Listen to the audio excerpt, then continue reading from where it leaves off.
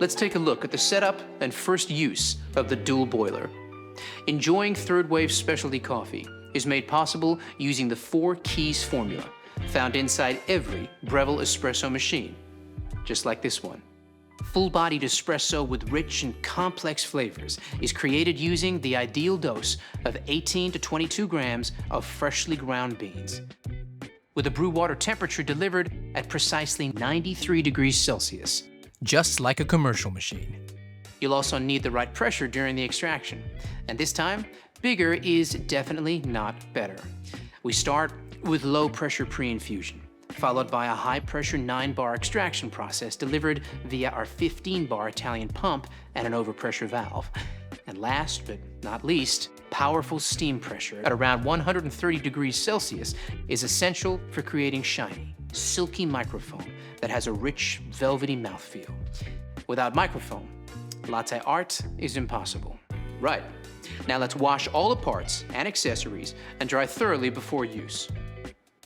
Soak the filter in water for 5 minutes.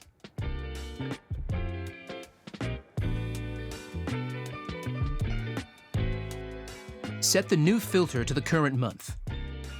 Pop it into the filter holder.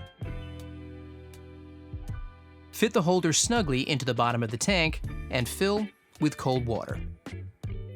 Check your water hardness by dipping this test strip into the water tank. You'll use this info shortly. Now, place the water tank into the machine. Choose the right filter basket for the coffee you're making. Use a 2-cup filter basket when making 2 coffees, or when you want a stronger coffee. On the other hand, if you are making a single cup or a weaker coffee, use the 1-cup filter basket. You might have noticed there are both single and dual wall filter baskets with your machine.